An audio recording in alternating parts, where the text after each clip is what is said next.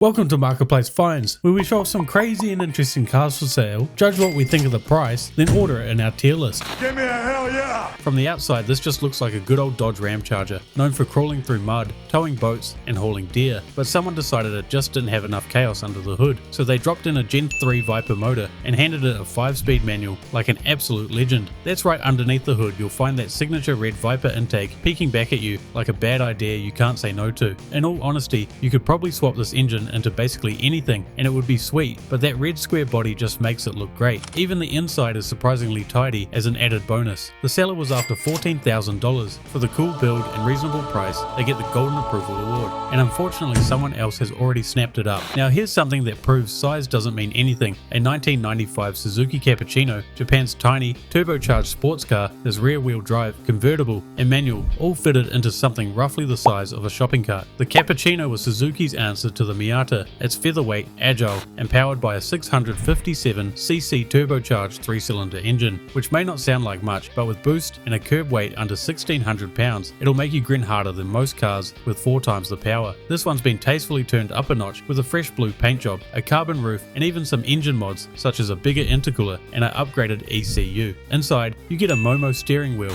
a full roll cage, and an upgraded stereo, because apparently the turbo flutter alone wasn't entertaining enough. The seller is unfortunately asking for a huge $16,500, which is quite a lot more than what they've been selling for recently. Now this is what happens when a man has too much money, too much imagination, and absolutely no one to say no. Behold the world's longest midlife crisis, a custom-built Clenet style limo. According to the seller, their dad dropped over $200,000 into this build, and just for context, these sell for around $40,000 to $50,000 for a clean stock one. Where all that extra budget has gone, I have no idea, but there's a mechanic and a body shop guy putting their kids through college with it. It's got 2 full convertible tops, dual cabins, and the overall proportions of a limousine designed by Dr. Frankenstein. The front end is roughly the length of a football field, complete with exposed pipes, side steps, and enough spare tires to start a Firestone dealership. Powering this Gatsby on steroids is a Ford 460 big block, which is about the only normal thing here, and I do have to say both the interiors look immaculate. So for a car so weird but sort of cool, it can be yours for $70,000, which is honestly less than what I thought they'd try get for it after spending a house worth of money on it.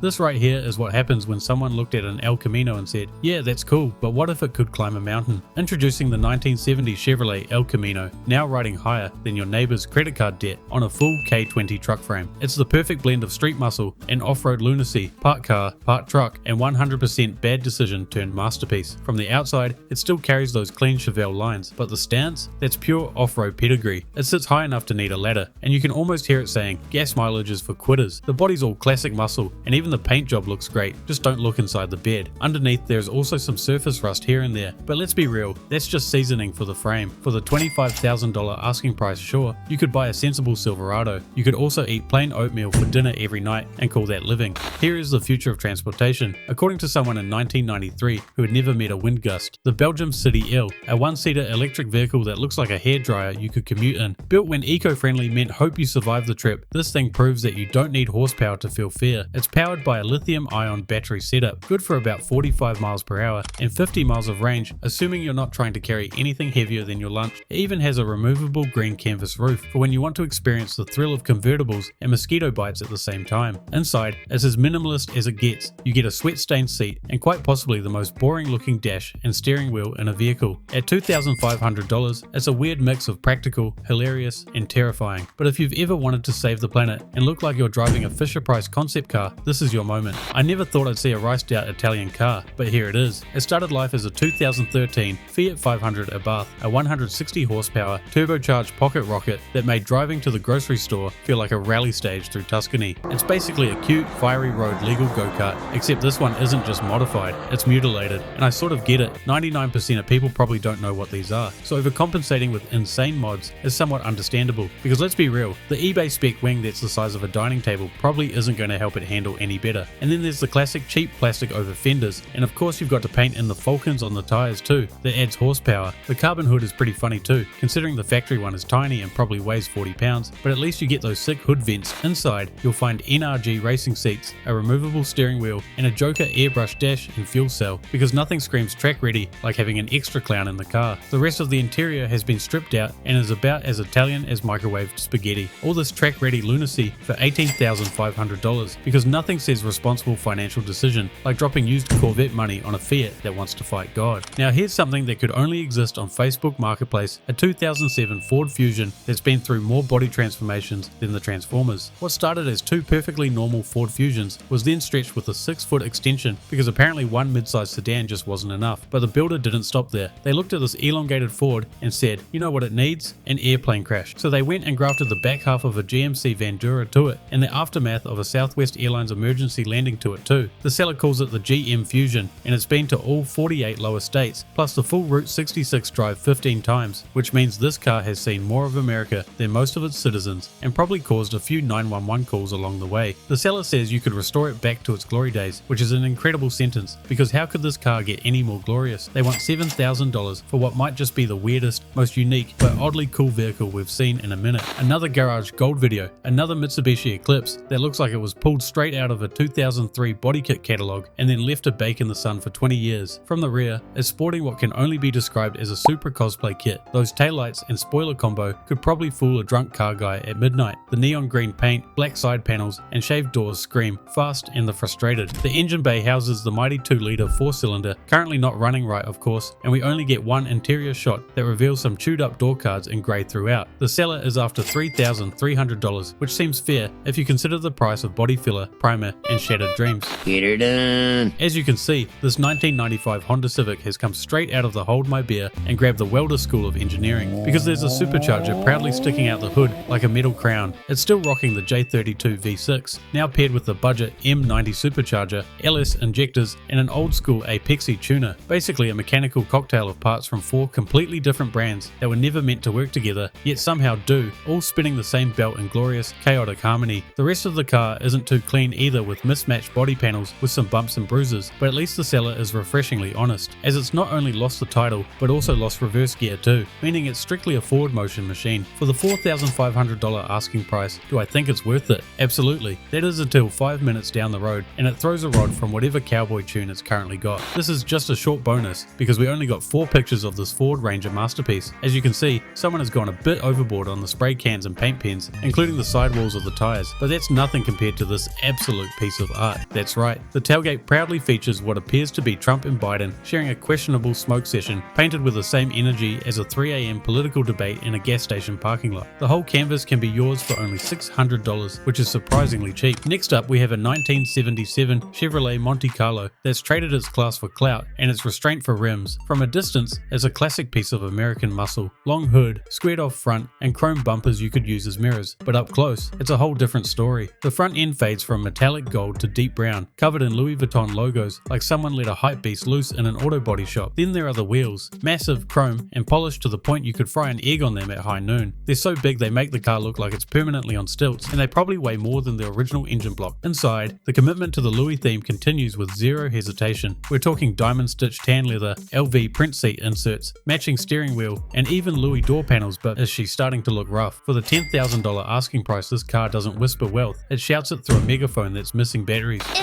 Now here's something truly shocking, literally, as this is not just your ordinary Volkswagen Beetles, but according to the owner, one of the ultra rare official Nintendo Pikabugs from the late 90s Pokemon craze. Only about 20 of these little electric mascots were ever made to promote Pokemon across America, and this one is apparently Pikabug number 9. It somehow survived the journey and is still ready to zap nostalgia straight into your retinas. From the outside, it's got Pikachu ears, tail, red cheeks, and stripes that make it look like the result of a forbidden love affair between a VW designer and a Game Boy cartridge. It is missing some of the original stickers from these old photos, so I'd be doing my due diligence to make sure this isn't a ditto version, because you don't want to get scammed with the seller asking for an insane $90,000, which sounds crazy until you realize one sold for $125,000 recently. But to make things even funnier, it literally might be the same car. It's been a while since we've seen my personally most hated car, the Chrysler PT Cruiser, and just when I thought the world had moved on, here it is, making a comeback wearing a tribute to Marilyn Monroe, like it just drove out of a Las Vegas gift shop. On the hood, you've got a hand-painted portrait of Marilyn herself, draped in jewelry and glamour, staring down traffic like she's judging your life choices. The rear hatch has another Marilyn painting with the words Hot Wheels and high heels. Somewhere out there, a car show judge just woke up in a cold sweat. The interior doesn't let up either. Custom seats stitched with lipstick prints and Marilyn's signature, headrests embroidered with her iconic dress pose, and even the dashboard features her smiling face, surrounded by chrome trim. It's like a rolling shrine to old school Hollywood, trapped inside a car shaped like a melted toaster. It's got 40,000 miles because, yeah, I'd never want to drive it either. It's been listed up for $6,500, which is a bit more than what they usually go for, but it is clean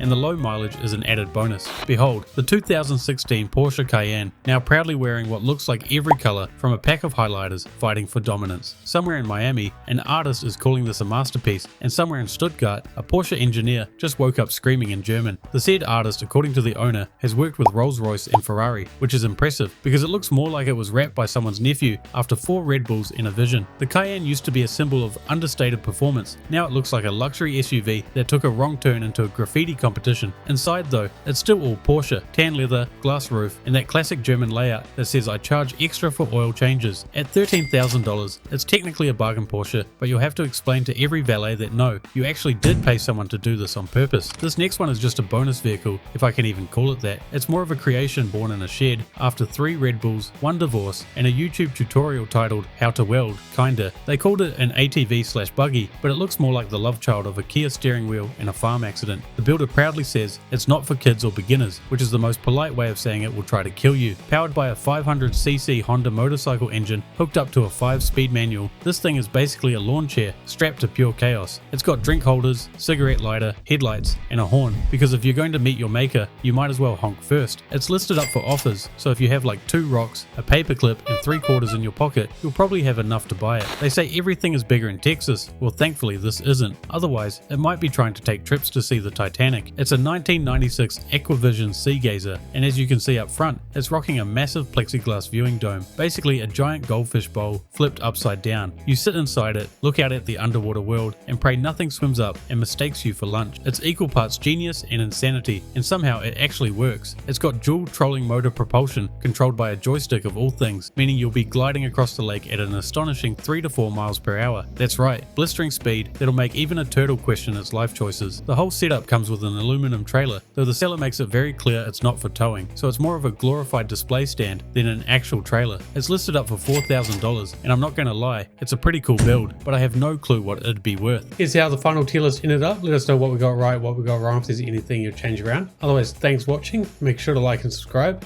and I'll see you guys in the next episode.